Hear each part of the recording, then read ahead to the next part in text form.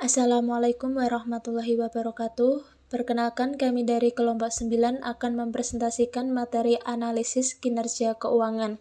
Sebelumnya, perkenalkan dari anggota kelompok kami.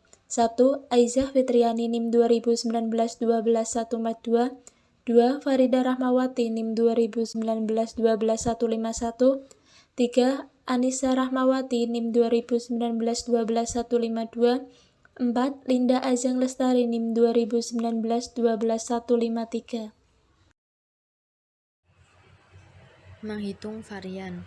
1. Mengidentifikasi faktor-faktor penyebab kunci yang mempengaruhi laba. 2. Merinci varian laba keseluruhan berdasarkan faktor-faktor penyebab kunci tersebut. 3. Fokus pada dampak laba dari varian dalam setiap faktor penyebab. 4. Mencoba untuk menghitung dampak spesifik dan dapat dipisahkan dari setiap faktor penyebab. 5. Menambahkan kompleksitas secara bertahap. 6. Menghentikan proses tersebut ketika kompleksitas yang ditambahkan di tingkat yang baru dibuat tidak dijustifikasi dengan tambahan wawasan. Jenis-jenis varian dibagi menjadi dua, yaitu varian pendapatan dan varian beban. Varian pendapatan terdiri dari varian harga penjualan, varian bauran dan volume, varian bauran, varian volume, penetrasi pasar, dan volume industri. Sedangkan varian beban terdiri dari biaya tetap dan biaya variabel.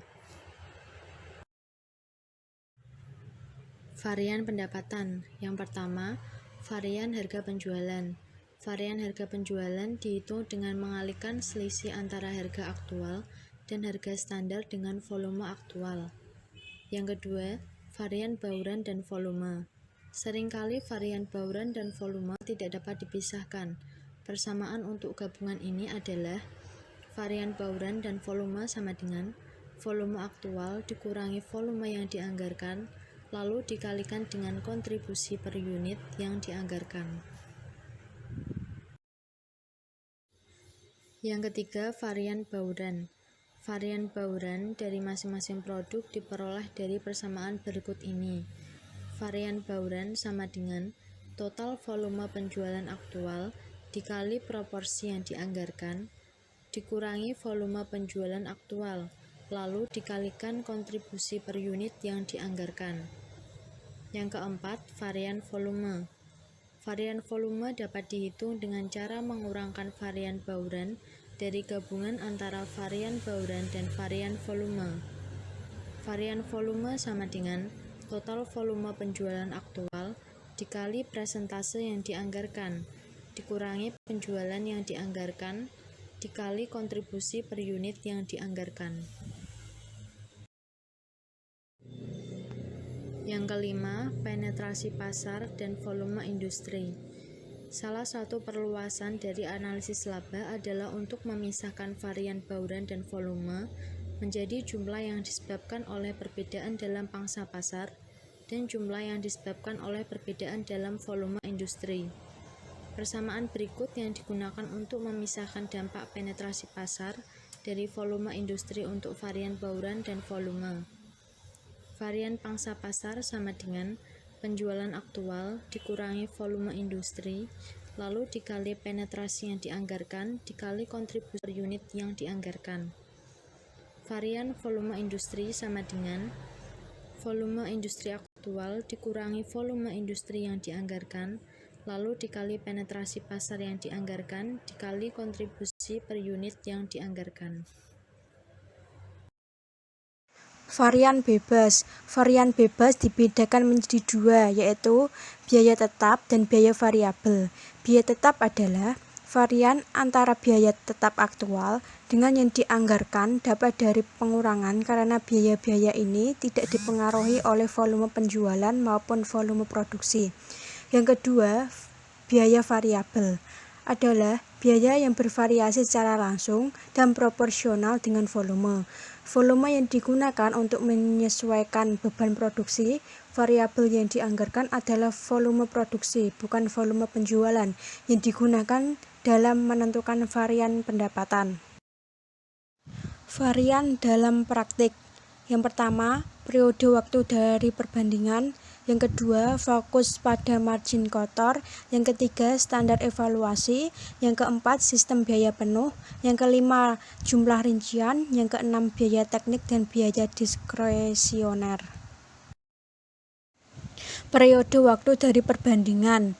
Perbandingan antara anggaran tahunan dengan perkiraan saat ini akan kinerja aktual untuk 1 tahun penuh menunjukkan beberapa dekat manajer unit bisnis memperkirakan akan memenuhi target laba tahunan. Bila kinerja untuk tahun tersebut sampai dengan tanggal tertentu lebih buruk dibandingkan dengan anggaran untuk tahun tersebut, maka sampai tanggal itu adalah mungkin bahwa defisit yang terjadi akan lebih diatasi di bulan-bulan yang tersisa. Fokus pada margin kotor. Di banyak perusahaan, perubahan dalam biaya atau faktor-faktor lain diperkirakan akan mengarah kepada perubahan dalam hal jual dan tugas dari manajer pemasaran. Untuk memperoleh margin kotor yang dianggarkan yaitu penyebaran yang kontan antara biaya dan harga jual. Analisis varian dilakukan dengan mensubstitusi margin kotor untuk harga jual dalam persamaan pendapatan. Margin kotor adalah selisih antara harga jual aktual dengan biaya produksi yang standar. Standar evaluasi. Standar evaluasi terdiri dari 4 bagian. Yang pertama, standar anggaran yang telah ditetapkan sebelumnya. Bila dipersiapkan dan dikoordinasi secara hati-hati, maka merupakan standar yang unggul. Standar ini merupakan dasar terhadap nama kinerja aktual dibandingkan banyak perusahaan. Yang kedua, standar historis merupakan catatan dari kinerja aktual yang telah lewat. Hasil dari bulan berjalan dapat dibandingkan dengan hasil bulan sebelumnya atau dengan hasil bulan yang sama di tahun sebelumnya. Yang ketiga, standar eksternal merupakan standar yang diturunkan dari kinerja pusat, tanggung jawab lain, atau perusahaan-perusahaan lain dalam industri yang sama. Yang keempat, standar eksternal merupakan varian antara kinerja aktual dan standar adalah bermakna hanya diturunkan dari standar yang valid. Sistem biaya penuh. Jika perusahaan memiliki sistem biaya penuh, full cost system, baik biaya overhead variabel maupun tetap dimasukkan dalam persediaan pada biaya standar per unit. Jika persediaan akhir lebih tinggi dibandingkan dengan persediaan awal, sebagian dari biaya overhead tetap yang terjadi di periode tersebut tetap akan tinggal di persediaan dari bukannya mengalir ke harga pokok penjualan. Jumlah rincian. Varian pendapatan dianalisis pada beberapa tingkatan. Pertama, secara total, kemudian berdasarkan volume, bauran, dan harga, lalu menganalisis varian volume dan bauran berdasarkan volume industri dan pangsa pasar. Pada setiap tingkatan ini, varian tersebut dianalisis berdasarkan produk individual. Proses dari satu tingkat ke tingkat lainnya ini sering disebut dengan mengupas bawang, yaitu lapisan demi lapisan dikupas dan proses tersebut akan terus berlanjut selama rincian tambahan masih dianggap berharga. Biaya teknik dan biaya diskresioner. Varian dalam biaya teknik dipandang dengan cara yang berbeda secara mendasar dari varian dalam biaya kebijakan. Varian yang menguntungkan dalam biaya teknik biasanya merupakan indikasi dari kinerja yang baik, yaitu semakin rendah biayanya maka semakin baik kinerjanya. Hal ini bergantung pada kualifikasi bahwa kualitas dan pengantaran tepat waktu dinilai memuaskan. Keterbatasan analisis varian. Keterbatasan yang paling penting adalah bahwa walaupun analisis ini mengidentifikasi di mana varian yang terjadi, tetapi tidak mengatakan mengapa varian ini terjadi atau apa yang dilakukan mengenainya. Masalah kedua dalam analisis varian adalah untuk menentukan kapan suatu varian adalah signifikan. Keterbatasan ketiga dari analisis varian adalah bahwa ketika laporan kinerja menjadi lebih teragregasi, varian yang saling meniadakan dapat menyesatkan pembacanya.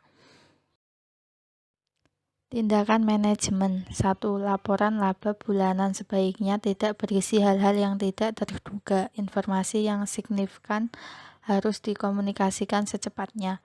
2. Gunakan laporan normal dari sumber resmi.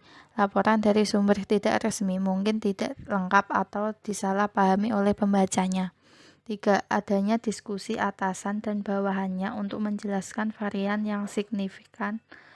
Tindakan perbaikan dalam dilakukan dan waktu yang diperlukan untuk tindakan perbaikan tersebut.